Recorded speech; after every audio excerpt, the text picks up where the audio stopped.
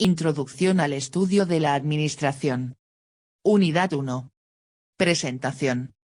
En esta primera unidad de Administración en Salud, revisarás la evolución de la administración desde su origen, pasando por las diferentes escuelas que estudiaron y definieron los principios, conceptos, técnicas y herramientas de la administración, hasta las tendencias actuales que permiten ver cambios en la percepción de quienes realizan tareas administrativas.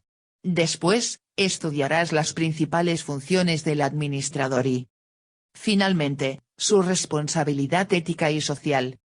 Competencia específica. Reconoce los principios de la administración, por medio de su evolución y aportes teóricos, para identificar las funciones, responsabilidad social y ética del administrador. Logros. Identifica la importancia de los principios de la administración. Reconoce las funciones del administrador y su responsabilidad social y ética. Identifica aportaciones conceptuales de escuelas de la administración. 1.1 Evolución del pensamiento administrativo. Con el descubrimiento de la agricultura da inicio la vida sedentaria del ser humano. En este periodo se llevaron a cabo actividades organizadas que permitieron la división de funciones dentro de los grupos de personas que se quedaban a vivir en un lugar determinado. Sin embargo, aun cuando existía la división del trabajo y la organización en diferentes clases sociales, no se puede hablar propiamente de la administración como ciencia, toda vez que dichas acciones se realizaban en forma empírica, sin un conocimiento científico y sin un objetivo definido. Cuando la producción dejó de hacerse en forma artesanal para dar paso a las empresas de tipo industrial, fue cuando surgieron autores que llevaron a cabo estudios sobre aspectos relacionados con elementos de la administración y de hecho, esos mismos autores iniciaron la definición del campo de actuación de la administración al realizar diversos estudios que permitieron mejorar la producción en un inicio, y se enfocaron después en otros aspectos como las condiciones físicas de las fábricas, las relaciones entre los empleados, los tiempos de descanso durante la jornada laboral, la extensión jornada, hasta llegar al momento actual en el que se visualiza a la empresa en forma integral y se da prioridad al elemento humano. En este tema verás cómo evolucionó la administración, junto con el ser humano, ya que no podemos visualizar el desarrollo de la humanidad alejado de la evolución de la administración. En la actualidad, todas las empresas hacen uso de la administración, lo que permite lograr mejores resultados en todos los aspectos y competir en este mundo globalizado sin dejar de lado los valores y principios que rigen toda organización o empresa. Orígenes de la administración. Desde que el ser humano empezó a reunirse en grupos, inició también, de manera rudimentaria, la administración de sus actividades. En la época primitiva organizaron las tareas, de tal manera que algunas personas se ponían de acuerdo para cazar o pescar, otros para sembrar y cosechar, y algunos más a cocinar los alimentos. Posiblemente no se pueda hablar de administración en forma consciente en ese momento de la civilización, sin embargo ya existía la coordinación de los esfuerzos para lograr mejores resultados a través de la participación de cada miembro del grupo en actividades diferentes.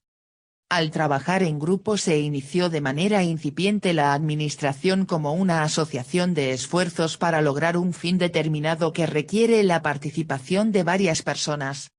Las grandes civilizaciones originaron un tipo de organización más especializada que se observaba en la vida social, económica, política, cultural, militar y religiosa de esas culturas, lo que llevó a una mayor división de clases y a una especialización en las funciones o actividades de algunos grupos. Son notables los ejemplos de la organización militar y religiosa ya que ambos aplicaron principios de autoridad, jerarquía y disciplina. Mención especial merece la civilización china, ya que en el año 500 antes de nuestra era, el general y filósofo chino Sun Tzu, escribió El arte de la guerra, en donde describe situaciones específicas sobre la guerra y cómo debe de ser el comportamiento de quien dirige un ejército, considerando una diversidad de factores como el terreno, los planes, el abasto de provisiones, los puntos fuertes y débiles del enemigo. En la actualidad, Muchas de estas enseñanzas se continúan aplicando en las empresas. La época feudal se caracteriza por el surgimiento de la servidumbre, es decir, había territorios denominados feudos que pertenecían a los señores feudales a cambio de servicios militares prestados a su rey. En ellos, los siervos cumplían labores de siembra y producción de bienes para el consumo exclusivo del feudo. También se inicia la especialización de actividades de producción al surgir los talleres, en los que los aprendices, bajo reglas disciplinares estrictas, eran capacitados en las labores correspondientes a cada taller artesanal al que pertenecían y van escalando puestos desde el de aprendiz hasta el de maestro.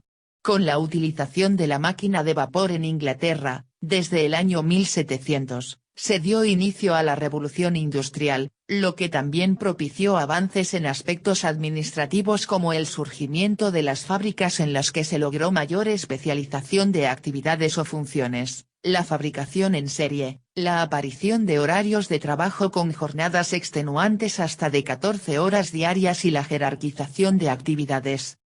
Esto último, sería el punto de partida para el estudio de la administración, como lo podrás ver más adelante, en cada una de las escuelas de esta disciplina. Escuela de la Administración Científica. En el año de 1900, en Estados Unidos, los ingenieros Frederick W. Taylor y Henry L. Gantt iniciaron el estudio de los tiempos y movimientos, lo que generaría mayor eficiencia en el trabajo y una mayor productividad. Taylor definió las bases de la administración científica y por ello, es reconocido como padre de la administración científica. Estableció principios y normas que permiten obtener un mayor rendimiento de mano de obra y ahorro de los materiales. Abordó aspectos como los estudios de tiempos y movimientos, selección de personal, métodos de trabajo, pago de incentivos en forma diferencial, especialización del trabajo y capacitación. Taylor empezó su vida laboral como aprendiz en un pequeño taller y posteriormente entró a trabajar a la Mid Valley Steel Works, una empresa industrial siderúrgica, donde ascendió desde oficinista en el taller hasta llegar a ser ingeniero en jefe. Obtuvo el grado de ingeniero estudiando en la escuela nocturna, lo que le permitió ser gerente en la Bethlehem Steel Co., que fue en donde llevó a cabo sus principales descubrimientos, como lo relacionado con el estudio de tiempos y movimientos, ya que en la época que vivió Taylor cada trabajador al ingresar a un área operativa, su jefe únicamente le daba indicaciones generales de las actividades a desarrollar y ese trabajador elegía imitar las acciones de alguno de sus compañeros, con lo que se realizaban actividades empíricas e improvisadas.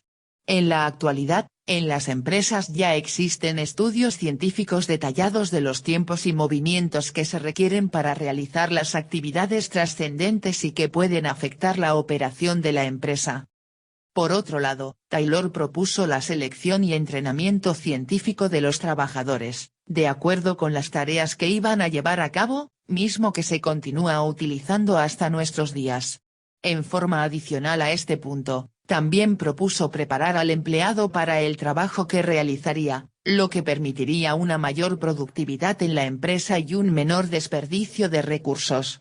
Actualmente, la especialización y la capacitación son aspectos vitales tanto para los trabajadores como para las empresas y las autoridades laborales a nivel nacional e internacional. En lo que se refiere al pago de los incentivos, Taylor propuso hacer una diferenciación en base al número de piezas producidas en una determinada jornada. Si el trabajador superaba la producción definida como norma, se le daba un incentivo, si su producción era menor a la norma se castigaba un poco su percepción. Algunos trabajadores lograban mejores percepciones por incentivos que por sueldos, situación que podemos ver hasta nuestros días, ya que existen trabajadores que tienen un sueldo base y percepciones adicionales por obtener resultados superiores, ya sea en número o calidad, a los establecidos para una jornada laboral relativa al puesto que ocupan. Esta escuela es conocida como Escuela de la Administración Científica por la racionalización que hace de los métodos de ingeniería aplicados a la administración y debido a que desarrolló investigaciones experimentales orientadas hacia el rendimiento del personal. El nombre de administración científica que se ha dado a esta escuela, se debe al intento que realizó Taylor de aplicar los métodos científicos como la observación y la medición a los problemas administrativos, con la finalidad de alcanzar eficiencia en los resultados de la industria de esa época. Las investigaciones que Taylor llevó a cabo permitieron observar minuciosamente el trabajo de los obreros que se encargaban de cortar los metales, y fue de esa observación práctica de donde extrajo la idea de analizar el trabajo descomponiéndolo en tareas simples, cronometrarlas estrictamente y exigir a los trabajadores la realización de las tareas necesarias en el tiempo justo. Este análisis del trabajo permitía también organizar las tareas de tal manera que se redujeran al mínimo los tiempos muertos por desplazamientos del trabajador o por cambios de actividad o de herramientas y establecer un salario o destajo, por pieza producida, en función del tiempo de producción estimado, salario que debía actuar como incentivo para la intensificación del ritmo de trabajo. La tradición quedaba así sustituida por la planificación en los talleres, pasando el control del trabajo de manos de los obreros a los directivos de la empresa y poniendo fin al forcejeo entre trabajadores y empresarios en cuanto a los estándares de productividad. Las propuestas de Taylor, figura 2, se conocen como organización racional del trabajo y puede resumirse en los siguientes aspectos. 1. El análisis del trabajo y el estudio de tiempos y movimientos. Como ya comentamos, es la base de sus aportaciones y en las que aplicó el método científico para llevarlas a cabo. 2. Disminuir la fatiga por el uso del cuerpo humano, distribución física del sitio de trabajo y desempeño de las herramientas y del equipo.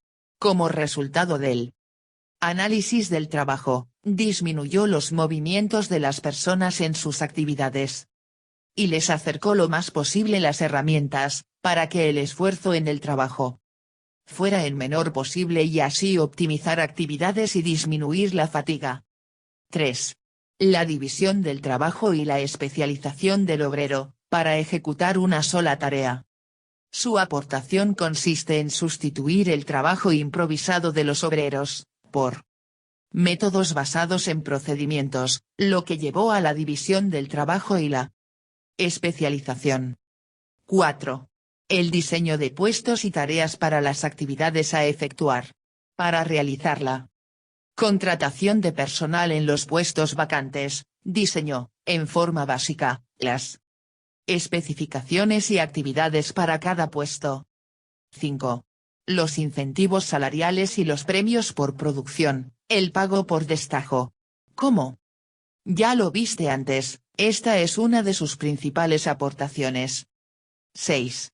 El concepto de Homo economicus, las personas están motivadas por recompensas económicas, salarios y materiales.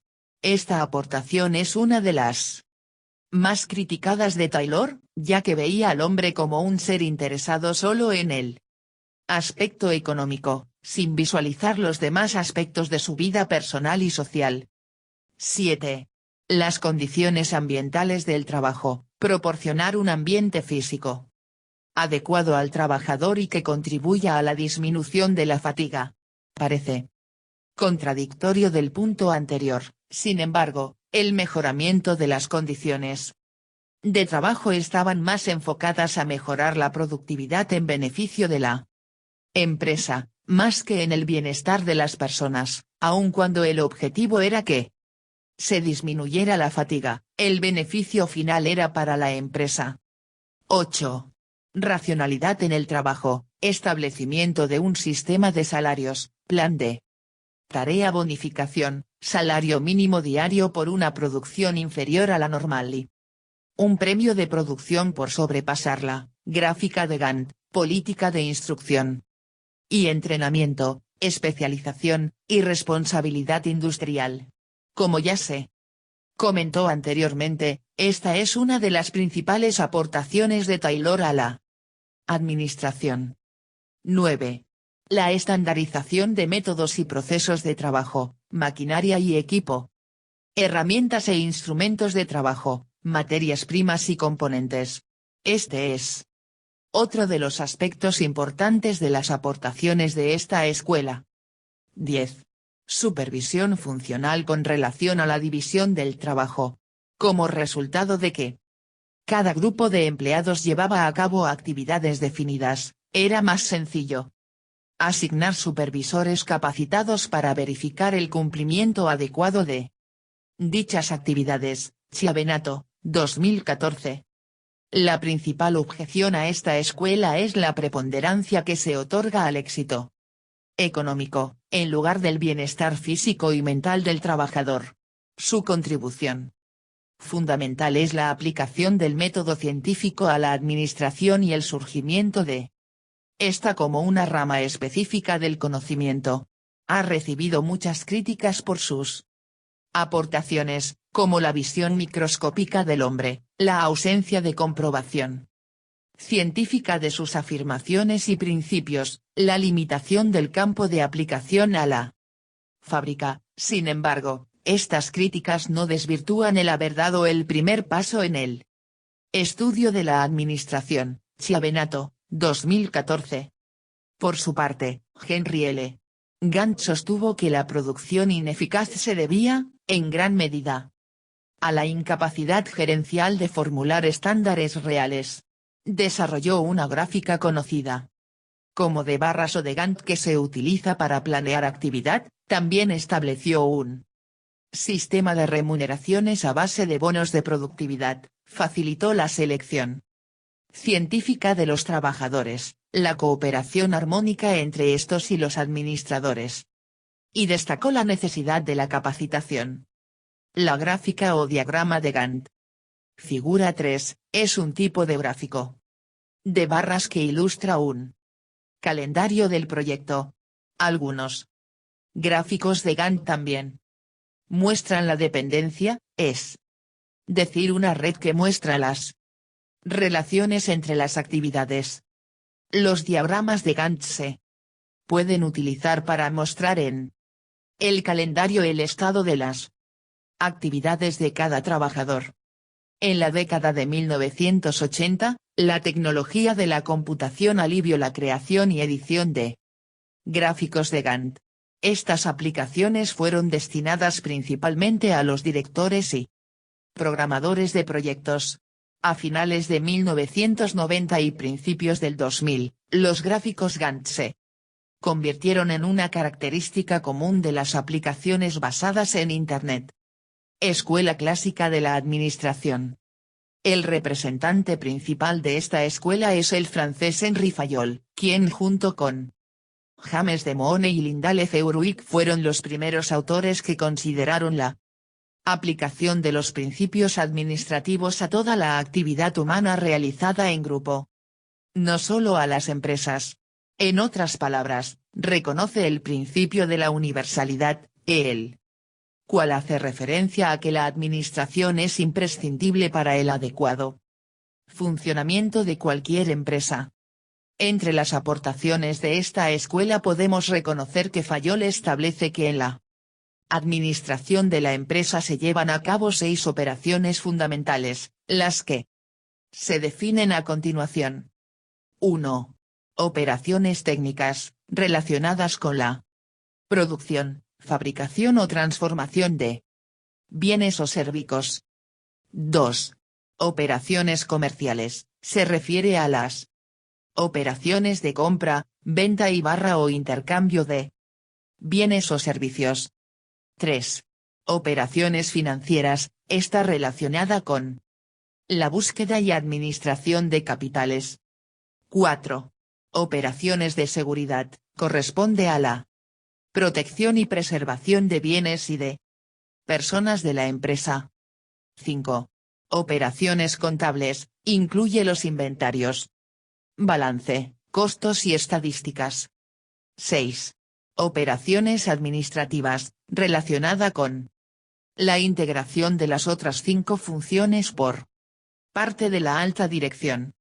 Fayol define a la administración como el acto de prever, organizar, dirigir, coordinar y controlar las actividades de una organización. Estos aspectos representan las etapas del proceso administrativo, las cuales corresponden a las funciones del administrador, en cualquier nivel de la empresa, desde la dirección hasta el área operativa. En forma adicional, Fayol también definió los principios generales de la administración. Adopta la denominación de principios, apartándose de la rigidez, porque en materia administrativa nada es rígido ni absoluto, ya que los principios administrativos se adaptan a las necesidades de cada grupo social o empresa en donde se aplican. Los 14 principios generales de la administración, según Fayol, son: división del trabajo, especialización de las tareas y de las personas para aumentar la eficiencia, autoridad y responsabilidad. Autoridad es el derecho de dar órdenes y el poder de esperar obediencia. La responsabilidad es una consecuencia natural de la autoridad, e implica saber rendir cuentas. Disciplina depende de la obediencia, la dedicación, la energía, el comportamiento y el respeto de las normas establecidas. Unidad de mando. Cada empleado debe recibir órdenes de un solo superior. Unidad de dirección. Establecimiento de un jefe y un plan para cada grupo de actividades que tengan el mismo objetivo. Subordinación de intereses individuales a los generales. Los intereses generales deben estar por encima de los intereses individuales. Remuneración del personal. Debe haber una satisfacción justa y garantizada para los empleados y para la organización en términos de retribución. Centralización. Se concentra la autoridad en una jerarquía dentro de la organización. Jerarquía. La autoridad deriva de los niveles superiores hacia los niveles inferiores. Orden. Debe existir un lugar para cada cosa y cada cosa debe de estar en su lugar. Equidad. Amabilidad y justicia para conseguir la lealtad personal. Estabilidad personal. La rotación tiene un impacto negativo en la eficiencia de la organización. Cuando un individuo permanezca más en el cargo será mejor. Iniciativa. Capacidad de visualizar un plan y asegurarse de su éxito. Espíritu de equipo. La armonía y la unión entre las personas constituyen grandes fortalezas para la organización. La escuela clásica define una teoría de la empresa basada en la administración como ciencia. La importancia que le atribuye a la estructura lleva a que la organización o empresa se entienda como la disposición de las partes que la constituyen, su forma y la interrelación entre ellas. Chiavenato, 2014. Escuela de las Relaciones Humanas. Hasta antes de esta escuela, los teóricos de la administración consideraban elementos importantes en las empresas a las máquinas, los métodos o formas de trabajo o a la estructura organizacional. Con Elton Mayo a la cabeza de la Escuela de las Relaciones Humanas, el estudio se orientó en el comportamiento de las personas y los grupos sociales. El enfoque humanista surge con la teoría de las relaciones humanas en Estados Unidos en la década de 1930. Esta escuela nace gracias al desarrollo de las ciencias sociales, como es el caso de la psicología del trabajo. Las propuestas de esta escuela surgen como resultado de las investigaciones que Elton Mayo realizó en la década de 1920 en la empresa Western Electric Company, figura 5. En la planta de Hawthorne, ubicada en Chicago. Inicialmente estaba estudiando la relación entre la productividad y la iluminación en el centro de trabajo. Sin embargo, descubrió la relación entre las condiciones ambientales y la respuesta a nivel psicológico de los trabajadores de la fábrica. Mayo llevó a cabo varios experimentos en Hawthorne y descubrió que la productividad se elevaba por los factores sociales, como la moral de los trabajadores, satisfactores interrelación entre los miembros de trabajo o formación de equipos, eficiencia de la administración, comportamiento humano, motivación, asesoría, dirección y comunicación. Una de las principales aportaciones de esta escuela es la idea de una administración participativa para aumentar la inclusión de los obreros en las metas de la empresa y para motivarlos a efecto de que las alcancen. Chiavenato, 2014. En contraparte, esta escuela presenta una visión incorrecta de los problemas de las relaciones industriales, toda vez que basa sus resultados en los experimentos o estudios llevados a cabo en una sola empresa y en un grupo limitado de trabajadores, por lo que el idealismo respecto a las relaciones humanas está condenado a la impopularidad en un campo tan práctico como las empresas, ya que en muchas ocasiones se descuida el aspecto técnico y el paternalismo exagerado ocasiona resultados pobres. Sin embargo, las aportaciones de esta escuela son importantes, ya que todas las nuevas corrientes administrativas se basan en esta escuela. La administración que no toma en cuenta al elemento humano está condenada al fracaso. M.U. con diéresis NCH y García, 2009. Escuela neoclásica. Después de la Segunda Guerra Mundial, varios autores retomaron los conocimientos de los autores clásicos, Taylor y Fayol, y los adaptaron y redefinieron, considerando factores como la expansión económica de los Estados Unidos, la concentración económica y la evolución del nivel tecnológico, lo que generó características diferentes al interior de las empresas como mayor automatización de sus procesos productivos, menor utilización de la mano de obra en la producción, mayor cantidad de trabajadores, mayor cantidad de objetivos a alcanzar debido al crecimiento de las empresas. Sin embargo, algunas características no cambiaron, como es el caso de la búsqueda constante de la máxima eficiencia y una rígida estructura de dirección, por lo que los autores de esta escuela buscaron satisfacer las necesidades relacionadas con la adecuación de las técnicas de eficiencia a los cambios tecnológicos y a los nuevos sistemas automáticos, adecuación de los procedimientos y principios de dirección al nuevo tamaño y objetivos de las empresas, nuevos principios de estructura y control que permitan la dirección de la empresa y la formulación de principios de departamentalización y autoridad funcional con el objetivo de cumplir los fines de la organización, adaptando y ajustando los esquemas de la escuela clásica a las exigencias de ese momento, sin perder la esencia. La escuela neoclásica se divide en dos enfoques, la teoría de la burocracia y la administración por objetivos. A. Teoría de la burocracia. A finales de la década de 1950, un grupo de psicólogos y sociólogos se dedicaron a estudiar el comportamiento humano, sus aportaciones se retomaron y se aplicaron a la administración. La corriente o teoría estructuralista o de la burocracia, busca el equilibrio de los recursos de la empresa. Al atender tanto a la estructura como al recurso humano, se analizan las relaciones entre la organización formal e informal, así como entre los objetivos de la empresa y los personales, también la relación entre los estímulos materiales y sociales. Esta teoría considera que en las empresas hay 4 elementos comunes: autoridad, comunicación, estructura de comportamiento y estructura de formalización. Entre las aportaciones más importantes de Max Weber, principal representante de esta teoría, se encuentran sus estudios en la racionalización, la democracia, el comportamiento, la burocracia, realiza un modelo burocrático, y la autoridad.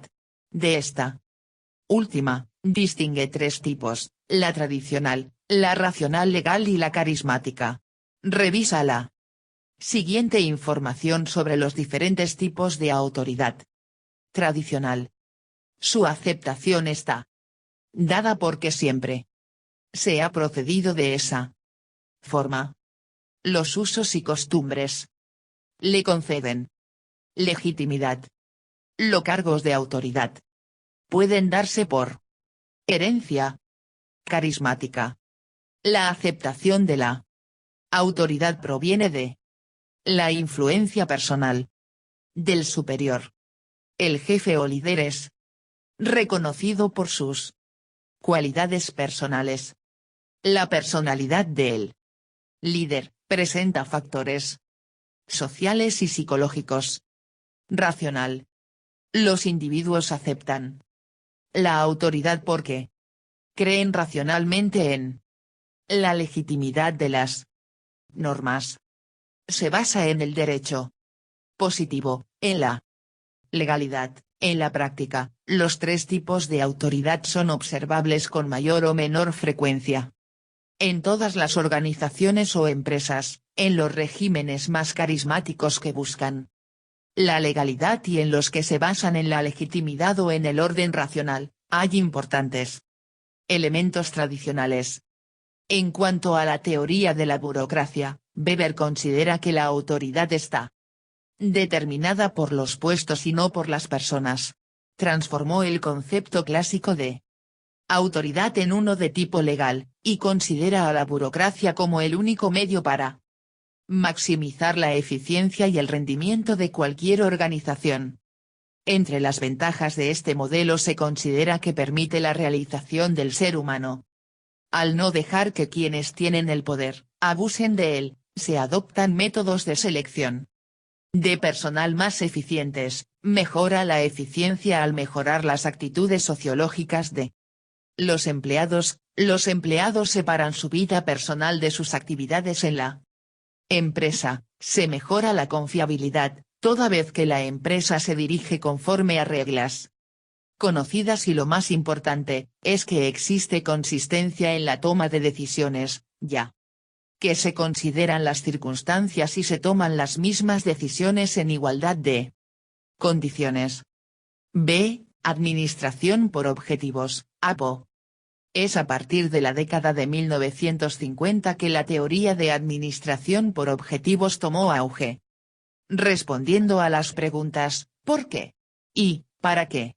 Su principal exponente es Peter Drucker, quien es considerado como el teórico más influyente del capitalismo moderno, ya que le otorga a las empresas la libertad de descentralizar las decisiones, permite el autocontrol y la autoevaluación de las diferentes áreas de la empresa.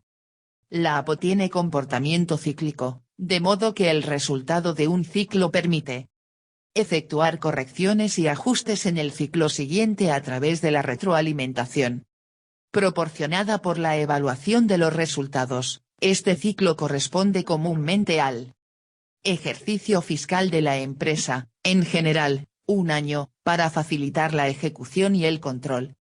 La APO, figura 7, es una técnica de dirección de actividades mediante la planeación y el control administrativo, basada en el principio de que, para alcanzar resultados, la empresa necesita definir antes qué negocio quiere realizar y a dónde pretende llegar.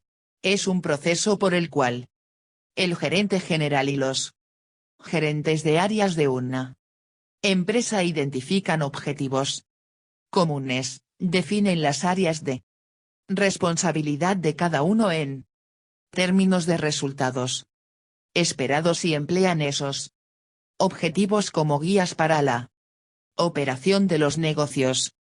Chiavenato, 2010. La APO hace que los objetivos sean operativos mediante un proceso que los lleva a bajar en forma de cascada por toda la empresa. Los objetivos generales de la organización se traducen en objetivos específicos para cada nivel subsiguiente, división, departamento, área, individual. Como los gerentes de los departamentos participan en el establecimiento de sus propias metas, la APO funciona de la base hacia arriba y también de la cima hacia abajo. El resultado es una pirámide que relaciona los objetivos de un nivel con los del siguiente. La administración por objetivos es un modelo de administración a través del cual el administrador de una empresa establece metas para el periodo en el que administrará a la misma. Esta determinación debe hacerse cada año, en concordancia con las metas generales de la empresa fijadas en la misión.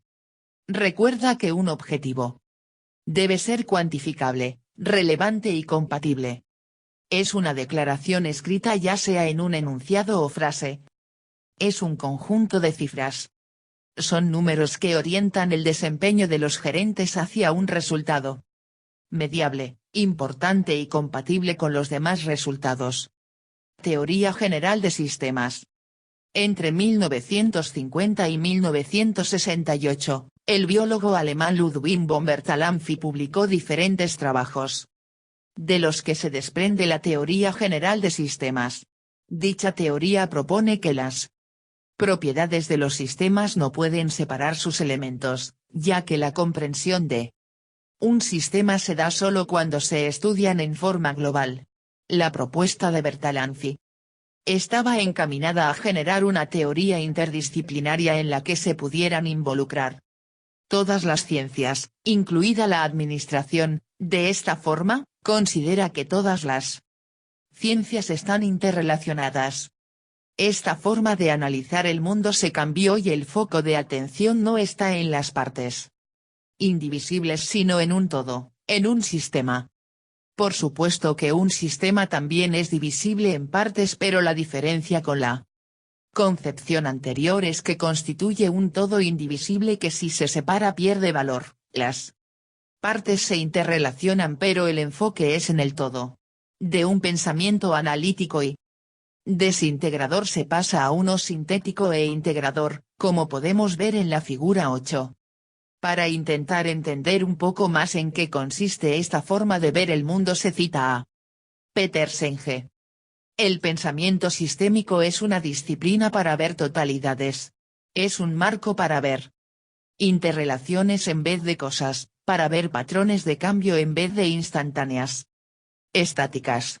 Es un conjunto de principios generales destilados a lo largo del siglo XX, y abarca campos tan diversos como las ciencias físicas y sociales, la ingeniería y la administración de empresas. También es un conjunto de herramientas y técnicas específicas que se originan en dos ramificaciones, el concepto de realimentación de la cibernética y la teoría del servomecanismo procedente de la ingeniería, que se remonta al siglo XIX. Hoy el pensamiento sistemático se necesita más que nunca porque la complejidad nos abruma. Quizás por primera vez en la historia, la humanidad tiene capacidad para crear más información de la que nadie puede absorber, para alentar mayor interdependencia de la que nadie puede seguir. Chiavenato, 2010. Teoría de la medición cuantitativa. Esta teoría de la medición cuantitativa no es precisamente una escuela administrativa.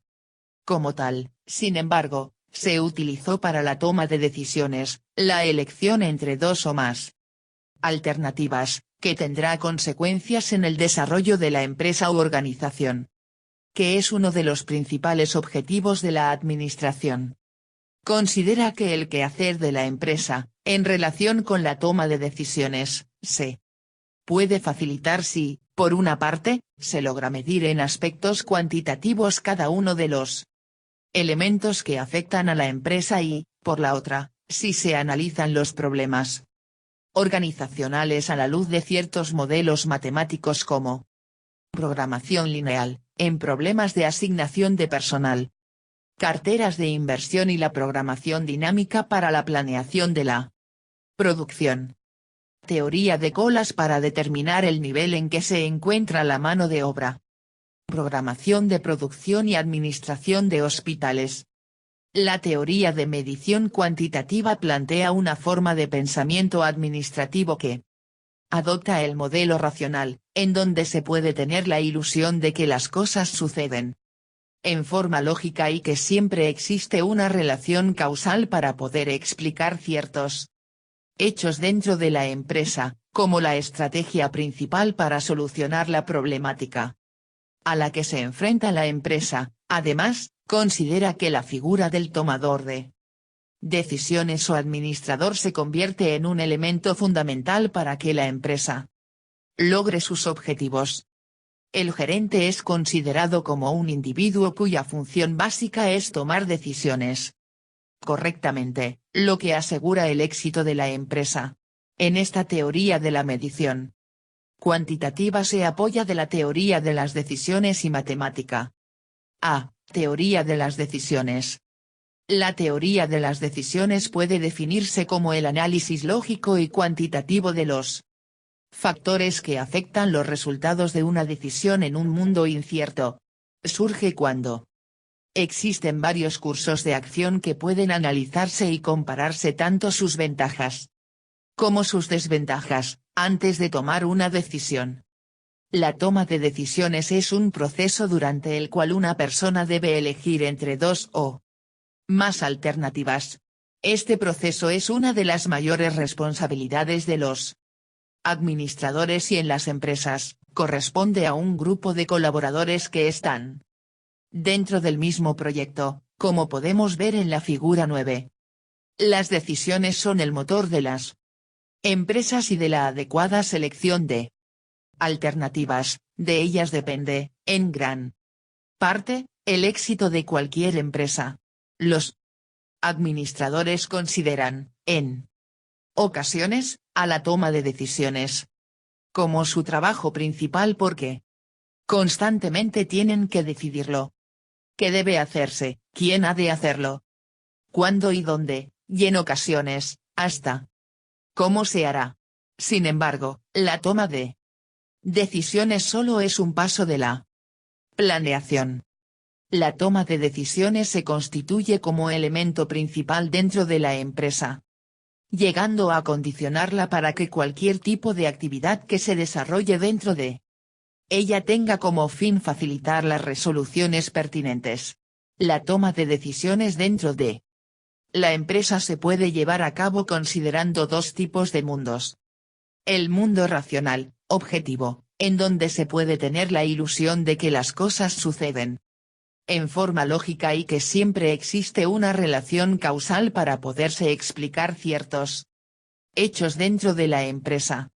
El no racional, subjetivo, en donde lo que sucede no necesariamente tiene una explicación coherente de por qué se producen ciertos acontecimientos dentro de la institución. La toma de decisiones puede ser mejor llevada en un mundo que tiene características racionales que en uno subjetivo.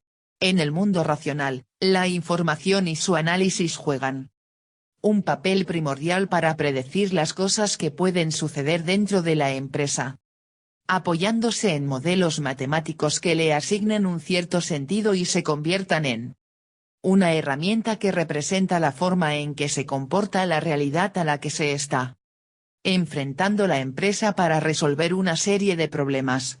El modelo será útil en la medida que considere los elementos más importantes de la realidad que representa. C. Teoría matemática.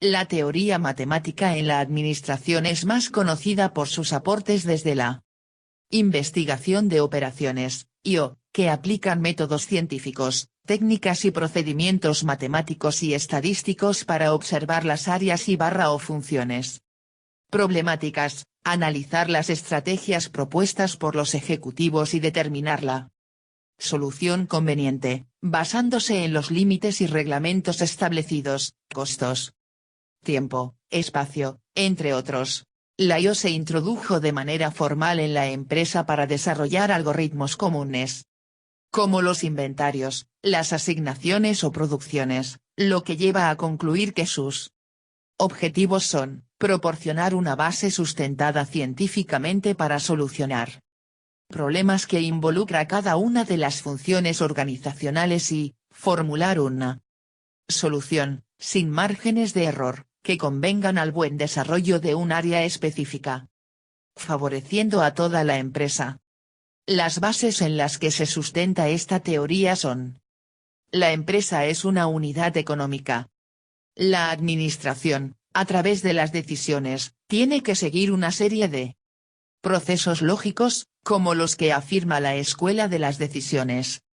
Dado que los procesos lógicos pueden expresarse en símbolos matemáticos, al igual que sus relaciones, es lógico que de las matemáticas dependa que se llegue o no a resultados eficaces.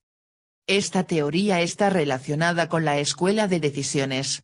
El enfoque matemático postula que la administración es una entidad lógica cuyas acciones pueden expresarse en términos de símbolos matemáticos, como relaciones y datos que se pueden medir. Su aplicación básica es en el proceso de toma de decisiones. Un ejemplo es la teoría de los juegos propuesta por los matemáticos Johann von Neumann y Oskar Morgenstern, quienes proponen una formulación matemática para la estrategia y el análisis de los conflictos. Un ejemplo de la teoría matemática es la teoría de los juegos. Se aplica cuando la cantidad de participantes es finita, cada participante dispone de un número finito de cursos posibles de acción, cada participante conoce los cursos de acción al alcance del adversario, aunque desconozca cuál será el curso de acción escogido por él. Las dos partes intervienen cada vez y el juego es suma cero, es decir, puramente competitivos. Los beneficios de un jugador son las pérdidas del otro, y viceversa. La situación de conflicto ocurre cuando un jugador gana y otro pierde, pues los objetivos en la mira son invisibles, antagónicos e incompatibles entre sí. La cantidad de estrategias disponibles es finita. Cada estrategia describe lo que se hará en cualquier situación. Cuando los participantes escogen sus respectivos cursos de acción, el resultado del juego mostrará las pérdidas o ganancias finitas, que son dependientes de los cursos de acción escogidos. La teoría matemática sirve para ayudar y enseñar a precisar los objetivos, para apreciar mejor las relaciones administrativas, para revisar, ampliar o reorganizar fuentes de información, para lograr un análisis de mayor amplitud, que no sería posible sin la ayuda de esta teoría. Sin embargo, algunas particularidades quedan fuera de esta teoría, como es el caso de todos los aspectos humanos como el entusiasmo o la moral del personal, la imagen de la empresa y las relaciones públicas. Todo ello queda fuera y sin explicación, aunque se pretende medir a base de estadísticas, lo cual resulta peligroso y aleatorio, ya que dependen de la apreciación subjetiva, que solo la mente humana puede realizar. Esta teoría es de gran utilidad cuando se aplica a problemas físicos de la administración, tales como inventarios y control de la producción, más que a problemas de comportamiento humano. Desarrollo organizacional, DO.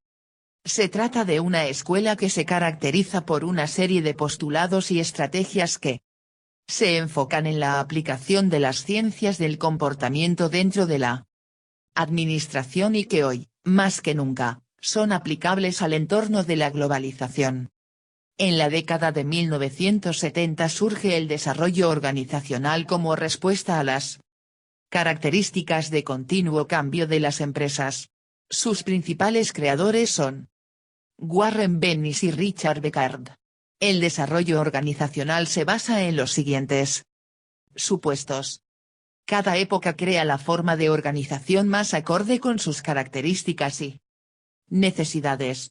Los cambios en la sociedad originan la necesidad de revitalizar y reconstruir las estructuras organizacionales. La única forma de cambiar las organizaciones consiste en modificar la cultura organizacional, o sea, el conjunto de valores, necesidades, expectativas, creencias, políticas y normas practicadas en una organización. Las personas deben poseer una nueva conciencia social. M.U. con diéresis NCH, 2010.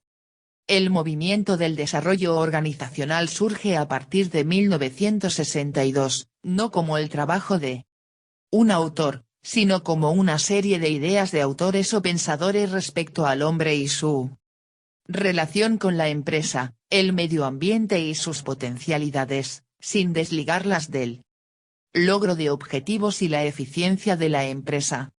Su base es la teoría del comportamiento como tal, pero toma elementos de las teorías clásica, de las relaciones humanas, de la burocracia y de la estructuralista. El Do considera aspectos como el enfoque de las organizaciones como un todo, ya que se requiere que todas las partes trabajen en forma coordinada para la solución de problemas y aprovechen las oportunidades que surjan. Tiene orientación sistémica porque se enfoca en las interacciones entre las partes de la organización que tienen influencia recíproca en las relaciones de trabajo, las personas, la estructura y los procesos. Es agente de cambio, toda vez que aprovecha las potencialidades de quienes propician el cambio, cuando se requiere llevar a cabo. Se enfoca en la solución de problemas, no en analizarlos y discutirlos, sino en corregirlos. Permite el aprendizaje por experiencias en un ambiente de capacitación, por lo que se producen más cambios de conducta que solo por la lectura y discusión de casos. La retroalimentación ayuda a la toma de decisiones al brindar información sobre las situaciones en las que se está involucrado. El desarrollo organizacional implica cambios estructurales y técnicos, pero su objetivo principal es cambiar a las personas, la naturaleza y calidad de sus relaciones laborales. Su énfasis se dirige a cambiar la cultura organizacional. En principio el DO es un cambio organizacional planeado. Chiavenato, 2014. La anterior definición debe tomar en cuenta los elementos mencionados en la figura 10. Proceso para la resolución de problemas. Métodos utilizados por las empresas para enfrentar amenazas y oportunidades que se presentan en su ambiente. Superar puntos muertos. Proceso de renovación. Maneras en que los gerentes adaptan los procesos de resolución de problemas a las demandas del ambiente. Uno de los objetivos del DO es mejorar los procesos para renovarse. Administración participativa. Compartir la administración con los empleados. El gerente se dirige a la parte baja del organigrama y concede a los empleados un papel en la toma de decisiones. Desarrollo y fortalecimiento de equipos, empowerment. Se utilizan equipos con un enfoque participativo. A los equipos se les da libertad para actuar y participar en las decisiones. Investigación-acción. Se recurre a la investigación para diagnosticar el cambio y la acción de cambio. La investigación permite a los agentes de cambio conocer aspectos de la empresa a mejorar y cómo lograrla. El DO ha desarrollado una serie de técnicas que tienen que ser aplicadas por expertos psicólogos industriales, lo que hace costoso y largo su proceso y obtención de resultados. Por tanto, se ha visto que el uso se ha llevado a cabo con éxito en empresas de clase mundial y no así en pequeñas empresas donde no se podría costear. Sin embargo, sus conceptos han aportado mucho a la administración moderna, sobre todo en el área del comportamiento humano dentro de las empresas. Escuela Neo-Humano Relacionismo. Esta escuela retoma las relaciones humanas y les da un nuevo enfoque dentro de la administración, con diferentes conceptos, pero sobre todo con una visión diferente basada en la conducta humana. Dentro de las empresas, se inicia en 1940 y considera que la administración debe adaptarse a las necesidades de los individuos, como se aprecia en la figura 11, que integran la empresa y que este enfoque no puede ser casual, sino que debe fundamentarse en estudios psicológicos del individuo, sus motivaciones y necesidades, ya que el factor humano resulta determinante en la empresa. Sus principales exponentes son Abraham Maslow, Herzberg, Douglas M.C. Gregory Rensis, Likert. Las necesidades identificadas, de acuerdo con la pirámide propuesta por Maslow, son necesidades fisiológicas. Constituyen la primera prioridad del individuo y se encuentran relacionadas con su supervivencia. Dentro de estas encontramos la alimentación, el saciar la sed, el mantenimiento de una temperatura corporal adecuada, el sexo y la maternidad. Necesidades de seguridad. Con su satisfacción se busca la creación y mantenimiento de un estado de orden y seguridad. Dentro de estas encontramos la necesidad de estabilidad, la de tener orden y la de tener protección, entre otras. Estas necesidades se relacionan con el temor de los individuos a perder el control de su vida y están íntimamente ligadas al miedo a lo desconocido, a la anarquía. Necesidades sociales. Estas tienen relación con la necesidad de compañía del ser humano, con su aspecto afectivo y su participación social. Dentro de estas necesidades tenemos, la de comunicarse con otras personas, la de establecer amistad con ellas, la de manifestar y recibir afecto, la de vivir en comunidad, la de pertenecer a un grupo y sentirse aceptado. Dentro de él, entre otras necesidades de reconocimiento, también conocidas como las necesidades del ego o de la autoestima. Este grupo radica en la necesidad de toda persona de sentirse apreciado, tener prestigio y destacar dentro de su grupo social. De igual manera se incluyen la autovaloración y el respeto a sí mismo. Necesidades de autosuperación, también conocidas como de autorrealización, que se convierten en el ideal para cada individuo. En este nivel el ser humano requiere trascender, dejar huella, realizar su propia obra y desarrollar su talento al máximo. Dentro de esta estructura, al ser satisfechas las necesidades de determinado nivel, el individuo no se torna apático sino que más bien encuentra en las necesidades del siguiente nivel su meta próxima de satisfacción. Cuando un hombre sufre de hambre lo normal es que tome riesgos muy grandes para obtener alimento. Una vez que ha conseguido alimentarse y sabe que no morirá de hambre se preocupará por estar a salvo. Al sentirse seguro querrá encontrar un amor y así, hasta cumplir con varias necesidades de la pirámide. La diferencia es que analiza a las personas y a su comportamiento en forma individual, basándose en que la motivación mejora la productividad de la empresa, así que el enfoque de esta escuela considera a las relaciones en el ámbito organizacional como el factor relevante para administrar las empresas con eficiencia y productividad adecuada. Por ello supone que para la mejor comprensión de los recursos humanos en el ámbito laboral, es importante conocer las causas que originan la conducta humana. El comportamiento es causado, motivado y orientado hacia objetivos. Así que, mediante el manejo de la motivación, el administrador puede utilizar estos elementos a fin de que su empresa funcione adecuadamente y los integrantes se sientan más satisfechos y logren su realización en tanto se controlen las otras variables de la producción. Se considera que al elemento humano, en su trabajo, se le debe proporcionar independencia, ya que él mismo fijará sus metas de trabajo de acuerdo con los objetivos de la empresa. Douglas M.C. Gregor, principal representante de esta escuela, a partir de un análisis comparativo de las formas tradicionales de dirección, concluye la importancia que tiene el hombre, sus aspiraciones y sus necesidades, físicas, psicológicas y sociales.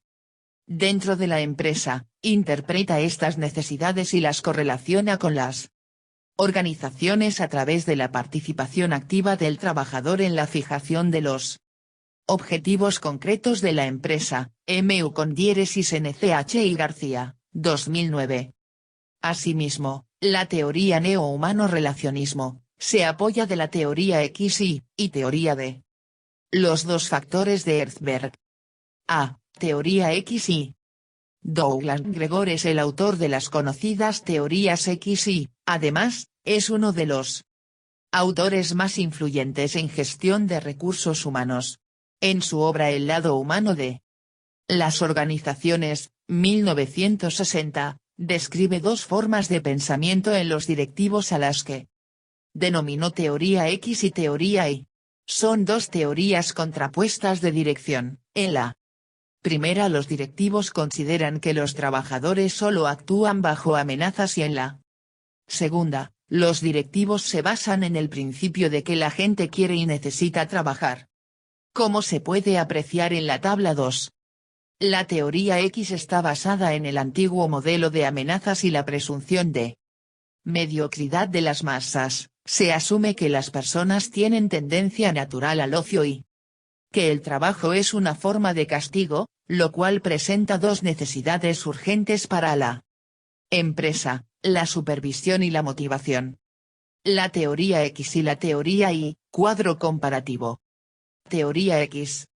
A los empleados inherentemente les disgusta el trabajo y siempre que sea posible, procuran evitarlo. Puesto que a los empleados les disgusta el trabajo, deben ser coaccionados, controlados o amenazados con sanciones para que alcancen las metas. Los empleados evitan asumir responsabilidades y buscan una dirección formal, siempre que sea posible. La mayoría de los trabajadores colocan la seguridad por encima de todos los demás factores asociados con el trabajo y muestran poca ambición. Teoría Y. Los empleados pueden considerar el trabajo tan natural como el descanso y el juego. La gente ejercerá autodirección y autocontrol si está comprometida con los objetivos. La persona promedio puede aprender a aceptar, incluso buscar asumir responsabilidades. La capacidad de tomar decisiones innovadoras está ampliamente dispersa en toda la población y no necesariamente es patrimonio exclusivo de los que ocupan puestos administrativos. Las premisas de la teoría X son: los seres humanos promedio poseen disgusto inherente por el trabajo y lo evitarán tanto como sea posible. Por lo anterior, la mayoría de las personas debe ser obligadas, controladas, dirigidas y amenazadas con castigos para que desempeñen los esfuerzos necesarios para el cumplimiento de los objetivos organizacionales. Los seres humanos promedio prefieren que se les dirija, desean evitar toda responsabilidad, poseen una ambición limitada y, por encima de todo, ansían seguridad. El autor de esta teoría afirma que este comportamiento no es una consecuencia de la naturaleza del hombre. Más bien es una consecuencia de la naturaleza de las organizaciones industriales, de su filosofía, política y gestión. Los directivos de la teoría Y consideran que sus subordinados encuentran en su empleo una fuente de satisfacción y que se esforzarán siempre por lograr los mejores resultados para la empresa. Siendo así, corresponde a las empresas permitir que los empleados tomen decisiones y actúen en favor de dichos resultados. Los supuestos que fundamentan la teoría Y son: el desgaste físico y mental en el trabajo es tan natural como el juego o el descanso. Al individuo promedio no le disgusta el trabajo en sí. El control externo y la amenaza de castigo no son los únicos medios para producir esfuerzo dirigido al cumplimiento de objetivos organizacionales. Las personas ejercen autodirección y autocontrol en favor de los objetivos con los que se comprometen. El grado de compromiso con los objetivos está en proporción con la importancia de las recompensas asociadas con su cumplimiento. En las condiciones adecuadas, los seres humanos promedio aprenden no solo a aceptar responsabilidades, sino también a buscarlas. La capacidad de ejercer un grado relativamente alto de imaginación, ingenio y Creatividad en la solución de problemas organizacionales se halla ampliamente, no estrechamente, distribuida en la población. En las condiciones de la vida industrial moderna, las potencialidades intelectuales de los seres humanos promedio se utilizan solo parcialmente. La teoría y es la precursora de la integración de los objetivos individuales con los corporativos. En ella se basan, por ejemplo, los círculos de calidad, que son un pequeño grupo de empleados que realizan un trabajo igual o similar en un área de trabajo común, y que trabajan para el mismo supervisor, que se reúnen voluntaria y periódicamente, y son entrenados para identificar, seleccionar y analizar problemas y posibilidades de mejora relacionados con su trabajo, recomendar soluciones y presentarlas a la dirección, y, si ésta lo aprueba, llevar a cabo su implantación. Las dos teorías de Gregor sobre las capacidades humanas y la necesidad de la autorrealización, están fundamentadas en las teorías de Maslow y Herzberg. B. Teoría de los dos factores de Herzberg. También se le conoce como teoría de la motivación-higiene. Esta teoría establece que los factores que generan insatisfacción en los trabajadores son de naturaleza totalmente diferente de los que producen la satisfacción. Esta teoría parte de que el hombre tiene un doble sistema de necesidades, la necesidad de evitar el dolor o las situaciones desagradables y la necesidad de crecer emocional e intelectualmente. Por ser cualitativamente distintos, cada tipo de necesidad, en el ámbito laboral, requiere de incentivos diferentes.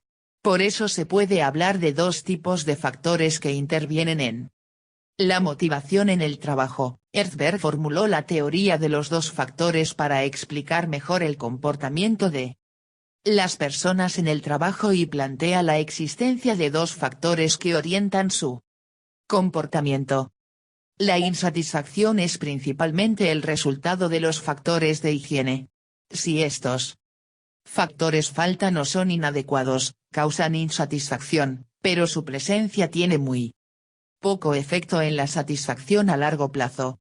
Los factores de higiene son, sueldo y beneficios, política de la empresa y su organización, relaciones con los compañeros de trabajo, ambiente físico, supervisión, estatus dentro de la organización, seguridad social y crecimiento laboral.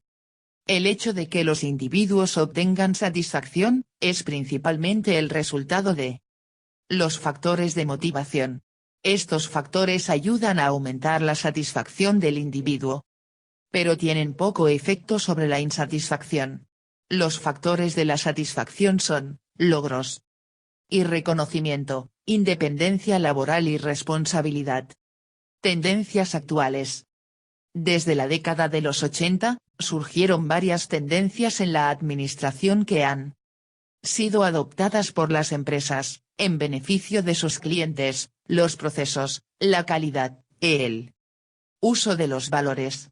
Las tendencias más importantes son las siguientes. Calidad total. Este proceso implica la participación continua de todos los trabajadores de una empresa en la mejoría del desarrollo, diseño, fabricación y mantenimiento de los productos y servicios que ofrece la misma. De igual manera, esta participación debe verse reflejada en las actividades que se realizan al interior de la empresa. Este concepto va mucho más allá del enfoque tradicional de la calidad solamente basada en normas que atribuye importancia solo al cumplimiento de ciertos requisitos y características de los productos o servicios. En el concepto de calidad se incluye la satisfacción del cliente y se aplica tanto al producto como a la empresa. La calidad total pretende, teniendo como idea final la satisfacción del cliente, obtener beneficios para todos los integrantes de la empresa. Por tanto, no solo se pretende fabricar un producto con el objetivo de venderlo, sino que abarca otros aspectos tales como mejoras en las condiciones de trabajo y en la formación del personal. El concepto de la calidad total es una alusión a la mejora continua, con el objetivo de lograr la calidad óptima en la totalidad de las áreas dentro de una empresa. La calidad total puede entenderse como la satisfacción global aplicada a la actividad empresarial. Reingeniería de negocios. Es un método mediante el cual, en función de las necesidades del cliente, se rediseñan radicalmente los procesos principales de la empresa, de principio a fin, con el objetivo de alcanzar mejoras espectaculares en medidas críticas de rendimiento como costos, calidad, servicio y rapidez. Implica un cambio radical en la forma de concebir la empresa, ya que ésta deja de observarse como funciones, divisiones, tareas o productos, para visualizarla en términos de procesos. Para lograrlo, la reingeniería regresa a la esencia del negocio, cuestionando sus principios fundamentales y la forma en que opera. La reingeniería es una revolución en la forma de administrar la empresa. Su éxito no se basa en mejorar lo existente sino en olvidar cómo se hacían las cosas y diseñarlas de nuevo. Analiza el proceso, lo observa completo desde que se reciben los primeros insumos hasta una salida que, por principio básico, debe tener valor para el cliente. Aunque las tareas individuales son importantes para el desarrollo del proceso completo, ninguna de ellas es importante si el proceso global no funciona, ninguna de ellas importa si el cliente no recibe el producto final esperado en tiempo y forma. El proceso de reingeniería cambia las preguntas, ¿cómo?, ¿cuándo?, ¿dónde y con quién? Y antepone la pregunta, ¿por qué? Aquí se cambia radicalmente la pregunta, ¿cómo podemos mejorar lo que ya estamos haciendo? ¿Lo que estamos haciendo es lo correcto? Hacer estas preguntas obliga a la empresa a examinar las reglas tácticas y los supuestos en que se basa el manejo de sus operaciones. La reingeniería implica borrar todo lo pasado y empezar de nuevo. Se determina primero qué debe hacerse y luego cómo debe hacerse. Se olvida de lo que es y se concentra en lo que debe ser. Empowerment. Grupos de trabajo con empleados responsables que comparten el liderazgo, colaboran en mejorar el proceso del trabajo, planean y toman decisiones relacionadas con el método de trabajo.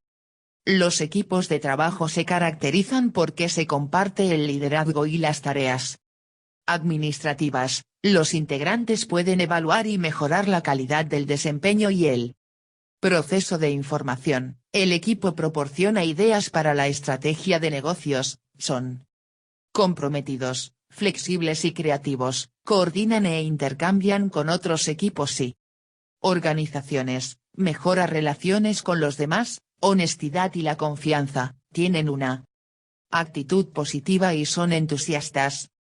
Outsourcing. Tendencia que forma parte en las decisiones administrativas de las empresas a nivel mundial. Una empresa transfiere la propiedad de un proceso de negocio a otra empresa. La clave de esta definición es la transferencia de control.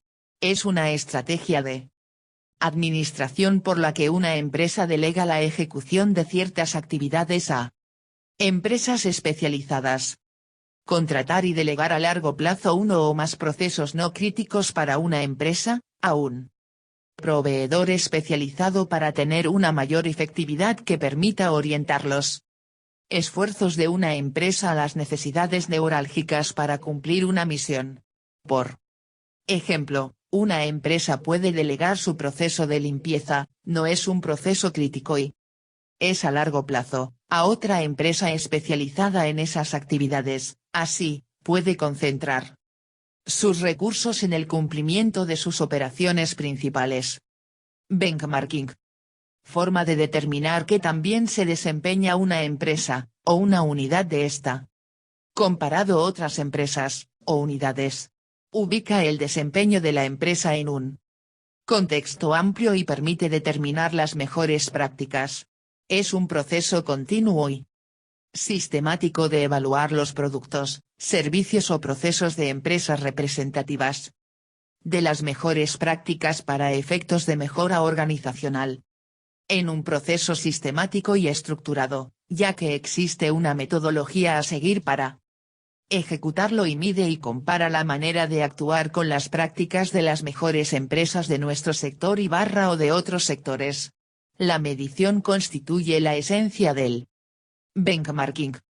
Se realiza para aprender mejores formas de operar, mejores procedimientos, mejores recursos, mejores tecnologías, mejores prácticas, en definitiva, para reingeniería o reestructuración de procesos de forma que se logre la consecución de los objetivos, supone una herramienta de mejora continua. Administración por valores, AP.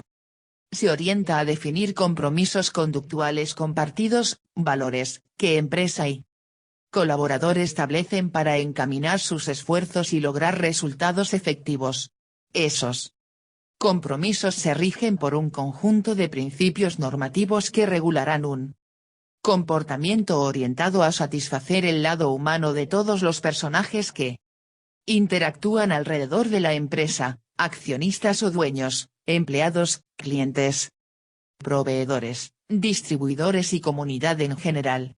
Esta filosofía establece que los valores serán los jefes de toda la empresa. La aplicación de este enfoque administrativo seguirá un procedimiento.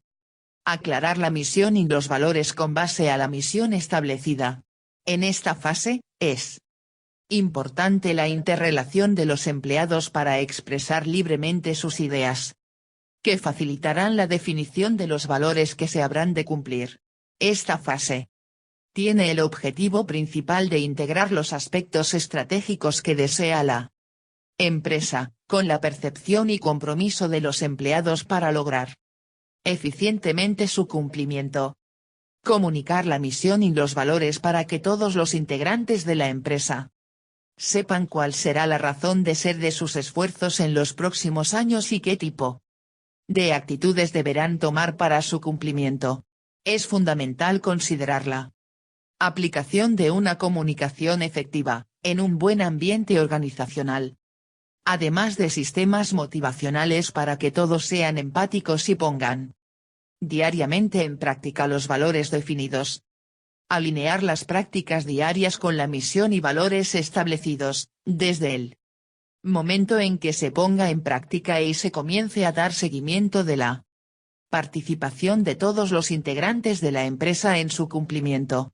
Es recomendable utilizar criterios de evaluación y retroalimentación para que todos los que se involucren en la empresa, empleados, clientes, proveedores, distribuidores, externen sus opiniones y sean verificadas con la evaluación de resultados obtenidos. La administración por valores ayuda a conducir los comportamientos adecuados para alcanzar los compromisos estratégicos. Si es empleada correctamente, traerá como consecuencia resultados efectivos en la participación de todos los integrantes de la empresa, un mejor trabajo en equipo, por estar integrados y orientados al cumplimiento de compromisos, poseer un mayor autocontrol de la escala de valores tanto del individuo como la empresa, mayor motivación para que los empleados se orienten a resultados efectivos y contar con colaboradores que han aprendido y se han identificado con la imagen y filosofía de la empresa. Administración del conocimiento, ADC. El proceso de ADC es conocido también en sus fases de desarrollo como aprendizaje corporativo. Sus objetivos son, identificar, recoger y organizar el conocimiento existente, y facilitar la creación del nuevo conocimiento. Transferir el conocimiento, a través de discusiones, sesiones, reuniones de reflexión. Aprendizaje, entrenamiento profesional y programas de capacitación. Como práctica emergente, la ADC utiliza el establecimiento de intranet corporativo, wikis, y otras prácticas de la tecnología del conocimiento y de información. Lo anterior funciona cuando se dan las siguientes condiciones. Existe un esquema taxonómico que nos permite encontrar las cosas en una Extensa base de conocimientos. Se cuenta con una persona con quien hablar, que contestará las preguntas y ayudará a orientar la investigación. Hay una plataforma tecnológica que permite desplazar el material a través de la empresa y llevarlo al mundo entero.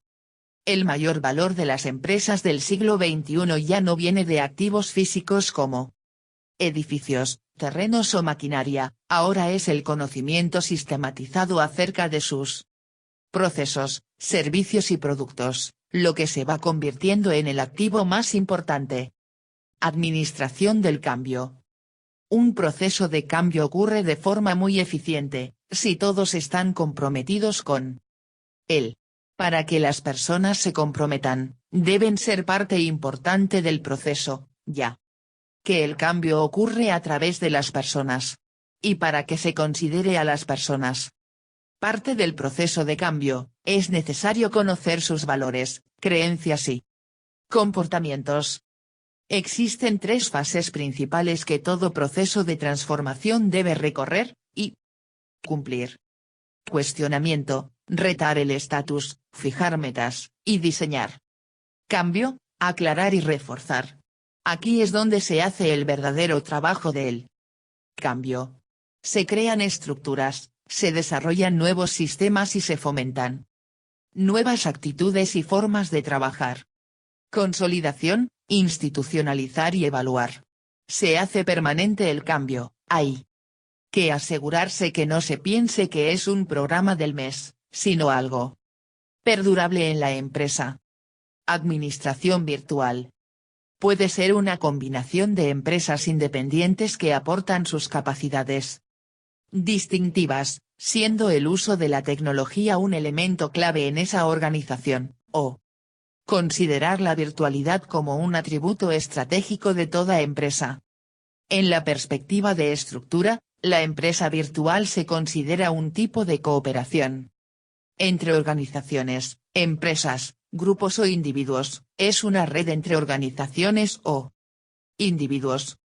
En la perspectiva de proceso, la empresa virtual, ante cambios en el entorno interno o externo que puedan afectar la eficiencia en el logro de objetivos, responde cambiando su estado o el de su entorno, es una estrategia para organizar los elementos de la cadena de valor o una característica de un enfoque organizativo. Características de una empresa virtual, se tiene una visión o meta compartida y un protocolo para la colaboración, se agrupan actividades, se trabaja en equipos, se procesa y distribuye la información en tiempo real a través de toda la red, lo que permite tomar decisiones y coordinar acciones de forma rápida. 1.2 La administración y la empresa. En este apartado podrás conocer diversos conceptos de la administración, también conocerás lo que es la empresa y lo que es el administrador. Para el caso de la administración, a lo largo de la historia varios autores han emitido sus propias definiciones, sin embargo, al final de este apartado puedes hacerte tu propia definición, considerando los conceptos sobresalientes de cada uno de los autores propuestos. 1.2.1 La administración. Para lograr un entendimiento de la administración es importante saber que diversos autores han desarrollado una definición propia, como las definiciones que puedes ver en la figura 13. Isaac Guzmán Valdivia. Es la dirección eficaz de las actividades y la colaboración de otras personas para obtener determinados resultados. José A. Fernández Arena. Es una ciencia social que persigue la satisfacción de objetivos institucionales por medio de una estructura y a través del esfuerzo humano coordinado. Harold Gonzi Kirill O'Donnell. Es la dirección de un organismo social y su efectividad en alcanzar sus objetivos. Fundada en la habilidad de conducir a sus integrantes. American Management Association. La administración es la actividad por la cual se obtienen determinados resultados a través del esfuerzo y la cooperación de otros. Joseph L. Massieu. Método por el cual un grupo de cooperación dirige sus acciones hacia metas comunes. Este método implica técnicas mediante las cuales un grupo principal de personas, los gerentes, coordinan las actividades de otras. Lourdes M.U. con diéresis NCH. Galindo y José García Martínez. Lourdes M.U. con diéresis NCH. Galindo y José García Martínez. Todas estas definiciones contienen ciertos elementos en común. La existencia de un objetivo ese hacia el cual está enfocada la administración. Mencionan la eficacia, es decir, lograr los objetivos en el mejor tiempo y cantidad. La eficiencia que se refiere al logro de los objetivos pero al menor costo y la máxima calidad. La administración se da en grupos sociales. Debe existir la coordinación de recursos para lograr el fin común. Productividad es la obtención de los máximos resultados con el mínimo de recursos, en términos de eficacia y eficiencia. En la siguiente tabla se revisarán las características de la administración. Universalidad. Existe en cualquier grupo social, ya sea empresa, iglesia, hospital, deportivo, escuela, etc. Valor instrumental. Su finalidad es particularmente práctica, por lo que se considera un medio para lograr un fin o determinados resultados. Unidad temporal. La administración es un proceso dinámico cuyas partes existen simultáneamente y no en forma aislada. Amplitud de ejercicio. Se aplica a todos los niveles de una organización formal. Especificidad. La administración tiene características propias que la distinguen de otras disciplinas, aun cuando se auxilie de ellas. Interdisciplinariedad. La administración es afina a todas aquellas ciencias y técnicas relacionadas con la eficiencia en el trabajo. Flexibilidad. Los principios administrativos son adaptables a las necesidades específicas de cada grupo social. En la siguiente tabla se revisarán los valores por los que se rige la administración, los cuales contribuyen al bienestar social. Sociales. Estos son los de mayor importancia, ya que contribuyen al bienestar de la sociedad a través del mejoramiento de la calidad y precio del producto o servicio. Para satisfacer adecuadamente las necesidades reales del ser humano. Mejoramiento de la situación socioeconómica de la población. Cumplimiento de obligaciones fiscales que permiten sostener a los gobiernos locales y federales. Evitar la competencia desleal. Promoción del desarrollo a través de la creación de fuentes de trabajo.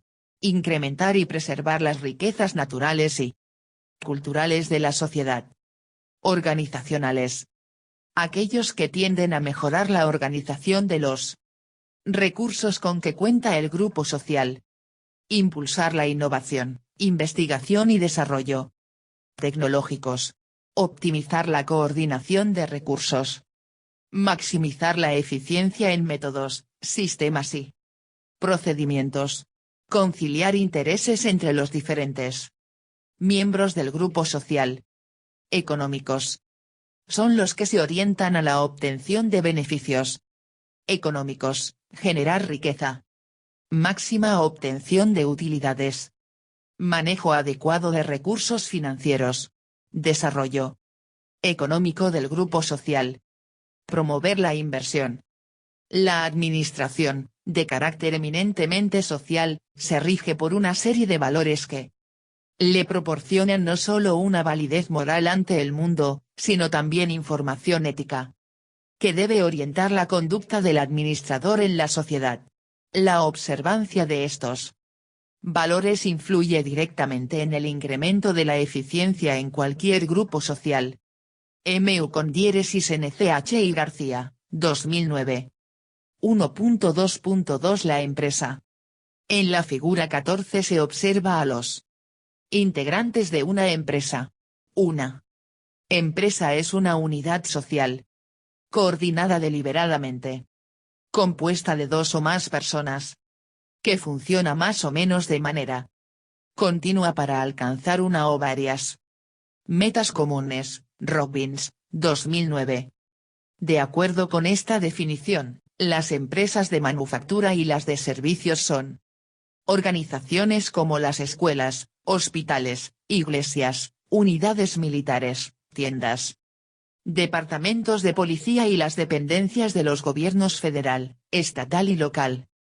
El hecho de que las empresas actuales estén internamente organizadas, ha llevado a extender el uso de la palabra organización para designar a la propia empresa. Se habla así de la organización para hacer referencia a una empresa, firma o institución determinada.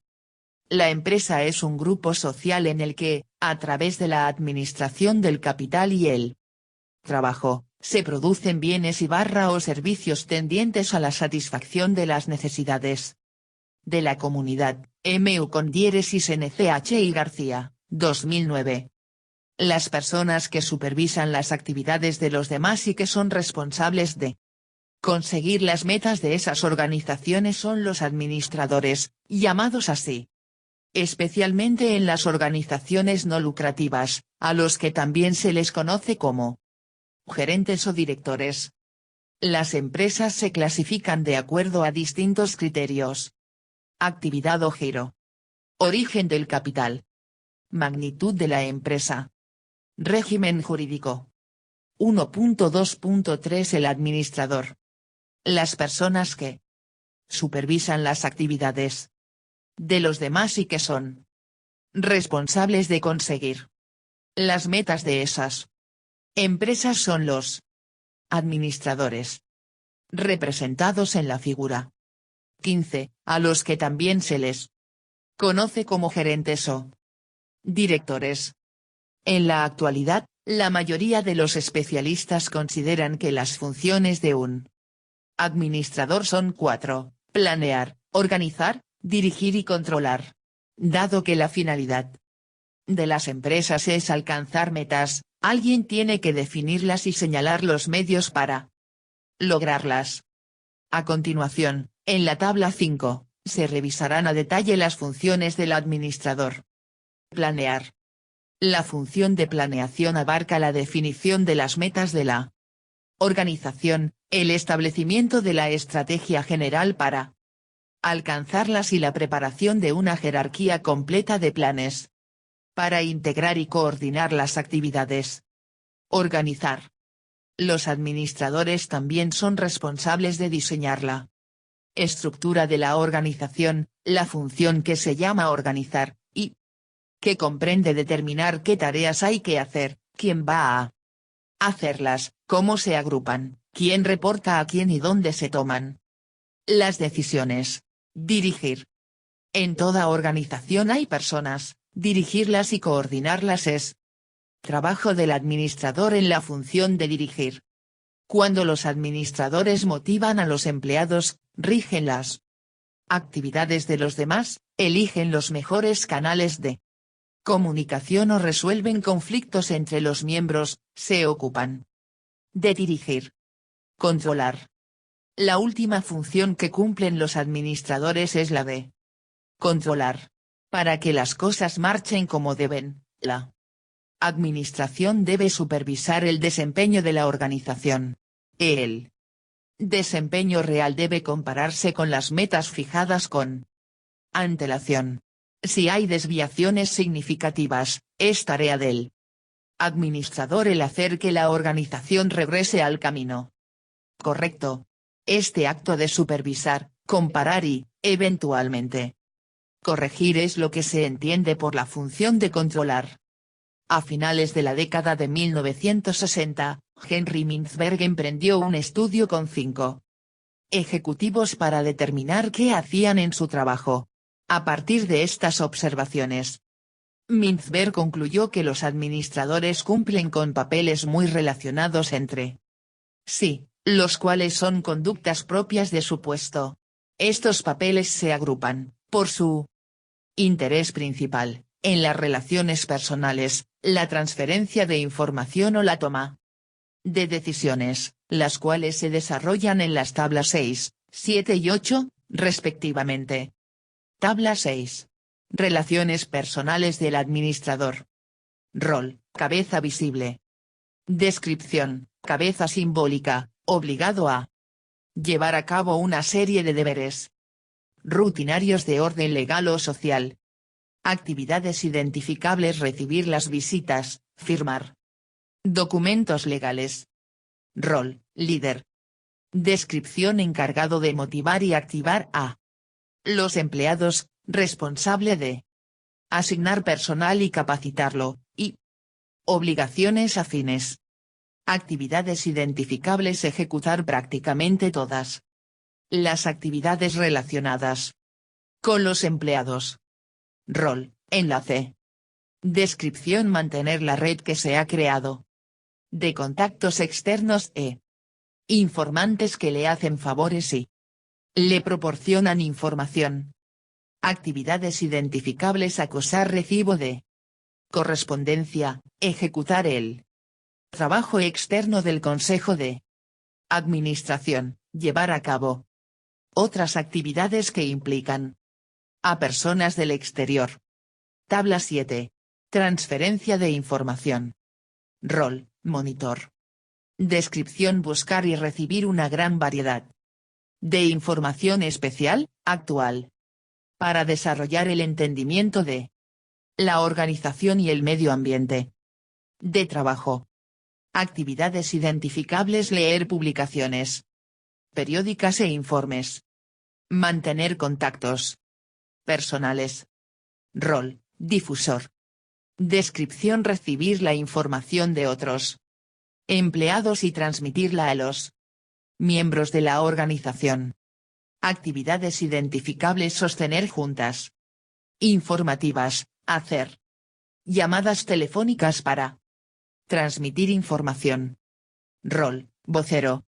Descripción: transmitir al exterior información acerca de los planes, las políticas, los actos, los resultados, etc., de la organización.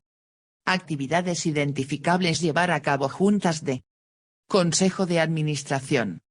Proporcionar información a los medios de comunicación. Tabla 8. Toma de decisiones. Rol, empresario.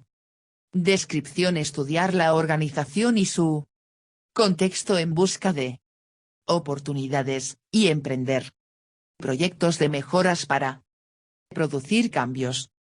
Actividades identificables: organizar las estrategias y las juntas de revisión para desarrollar nuevos programas. Rol, gestor de anomalías. Descripción: responsable de tomar medidas correctivas cuando la organización afronta anomalías importantes. Actividades identificables: organizar las estrategias y las juntas de revisión.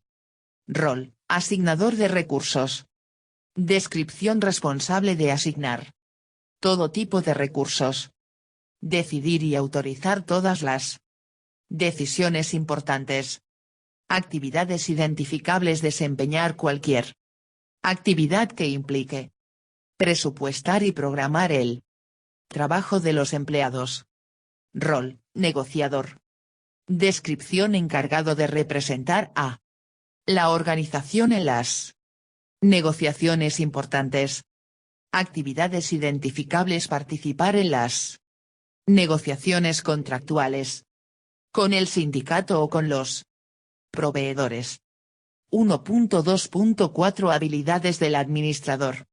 Los administradores requieren poner en juego sus habilidades o competencias para alcanzar sus metas. Robert Katz identificó 3 habilidades administrativas esenciales: técnicas, humanas y conceptuales, las cuales se desarrollan en la tabla 9. Técnicas comprenden la capacidad de aplicar conocimientos especializados o experiencia. Si se piensa en las facultades de profesionales como los ingenieros civiles o los dentistas, se reconocerán sus habilidades técnicas.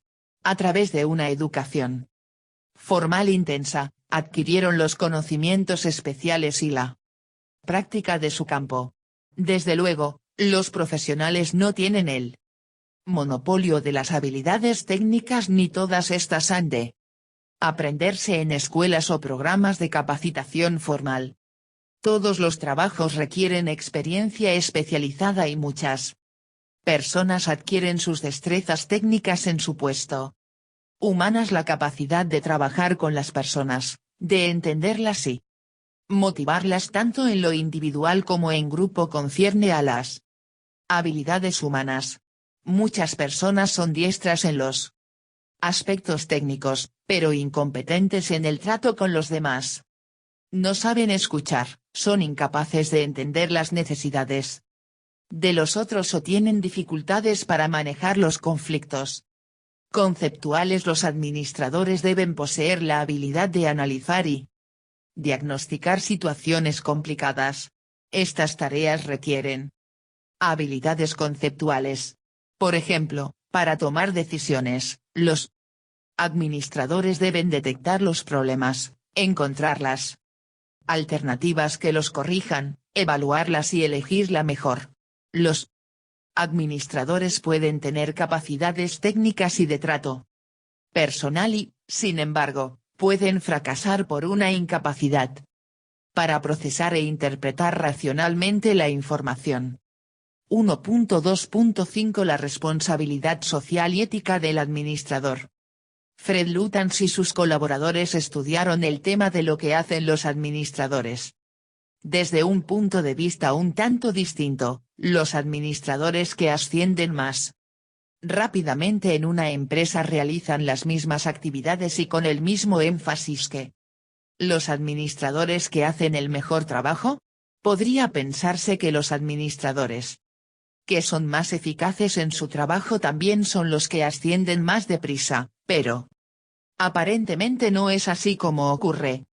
Lutyens y sus colaboradores estudiaron a más de 450 administradores y encontraron que todos se ocupan de 4 actividades administrativas, como podemos ver en la figura 16. Un administrador debe tener presente en todo momento los objetivos a lograr. Para ello, debe generar ideas claras e innovadoras de todo el funcionamiento de su empresa, por lo tanto, la dirección y responsabilidad de alcanzar los objetivos recae en él.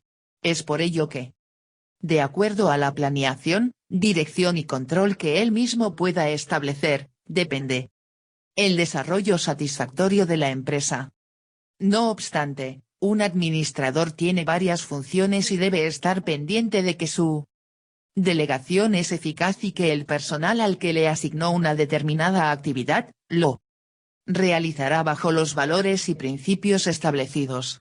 Él es uno de los responsables de mostrar una conducta ética en lo que hace. Debe tener claro que debe buscar siempre el bienestar social tanto para la empresa como para la sociedad en general.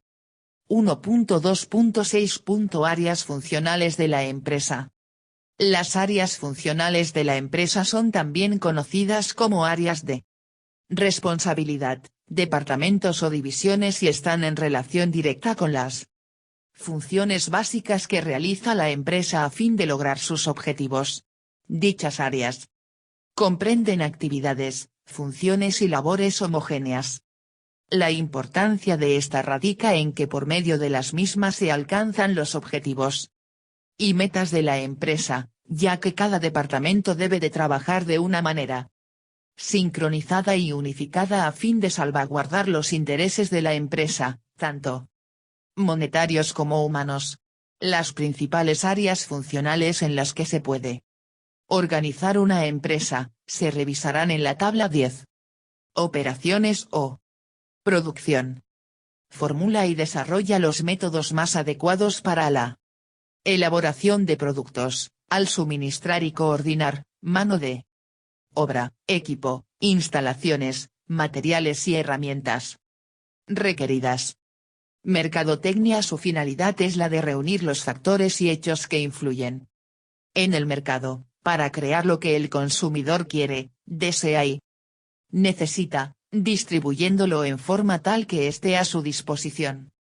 En el momento oportuno, en el lugar preciso y al precio más adecuado. Administración y finanzas. Esta área se encarga de la obtención y manejo de fondos y del suministro del capital que se utiliza en el funcionamiento de la empresa, procurando disponer de los medios económicos necesarios para cada uno de los departamentos, con el objeto de que puedan funcionar debidamente. Recursos humanos. Su objeto es conseguir y conservar un grupo humano de trabajo, cuyas características vayan de acuerdo con los objetivos de la empresa, a través de programas adecuados de reclutamiento, selección, capacitación y desarrollo. Alta dirección. Su objeto es definir los objetivos para mantener en equilibrio, crecimiento y desarrollo de la organización y con ello lograr la competitividad comercial. Las anteriores, son algunas áreas funcionales que son las que generalmente tienen las empresas. Sin embargo, cada empresa puede adaptar sus propias áreas funcionales. De esta forma, puedes conocer una empresa que se dedique a la producción y su área principal será la de operaciones, habrá otras que se dediquen a los servicios y seguramente su área principal será otra, como el área jurídica o de informática o contable. En esta primera unidad solo vas a revisar en forma general las funciones de las principales áreas funcionales, ya en la unidad 3 verás a detalle cada una de ellas. 1.2.7 Recursos, humanos, materiales, financieros y tecnológicos. Otro elemento a estudiar son los recursos de la empresa, porque uno de los fines de la administración es la productividad, es decir, la relación entre la producción obtenida y los recursos utilizados para lograrla. En esta forma, el administrador siempre deberá evaluar la productividad de los recursos. Los recursos son el activo de la empresa, quien posee el pensamiento y la energía necesaria para transformar los recursos materiales y económicos en productos útiles a la sociedad. Estos recursos se clasifican en recursos materiales, aquellos bienes tangibles, propiedad de la empresa. Recursos técnicos, aquellos que sirven como herramientas e instrumentos auxiliares en la coordinación de otros recursos. Recursos humanos, la administración debe poner especial interés en los recursos humanos, pues el hombre es el factor primordial en la marcha de una empresa. De la habilidad de aquel, de su fuerza física, de su inteligencia, de sus conocimientos y experiencia, depende el logro de los objetivos de la empresa y el adecuado manejo de los demás elementos de esta. Recursos financieros, son los elementos monetarios propios y ajenos con que cuenta una empresa, indispensables para la ejecución de sus decisiones. La importancia de estos recursos radica en su contribución para el logro de los objetivos de la empresa, de su adecuado manejo y de su productividad dependerá el éxito de cualquier empresa. Cierre de la unidad. Felicidades. Has concluido la unidad 1. Hagamos una recapitulación de lo aprendido. A lo largo del tiempo han surgido numerosas teorías o escuelas que tratan de resolver problemas y situaciones que se han generado en las organizaciones. Algunos ejemplos son la escuela ambiental, la escuela de las relaciones humanas o la escuela de la medición cuantitativa, teoría de las decisiones, entre otras. Una empresa es una unidad social coordinada deliberadamente y compuesta por dos o más personas, que funciona de manera más o menos continua para alcanzar una meta o unas metas comunes. El administrador es la persona encargada de planear, organizar, dirigir y controlar las actividades de las personas involucradas en el proceso administrativo. Los administradores también cumplen con papeles muy relacionados entre sí, que son conductas propias de su puesto. Estos papeles se agrupan por su interés principal en las relaciones personales, la transferencia de información o la toma de decisiones. Las empresas organizan sus actividades a través de áreas funcionales. Cada empresa puede decidir de qué forma agrupa dichas actividades. Sin embargo, en forma general se han definido áreas funcionales como operaciones o producción, mercadotecnia, recursos humanos, administración y finanzas y alta dirección, entre otras. A partir de los conocimientos construidos tendrás la posibilidad de resolver parte del problema prototípico, ya que para contribuir a la correcta toma de decisiones es necesario hacerlo con conocimiento pleno de la forma de administrar la empresa. Este audio fue creado con el fin de ayudar a las personas que no tienen tiempo para leer los contenidos. Espero les sea de utilidad.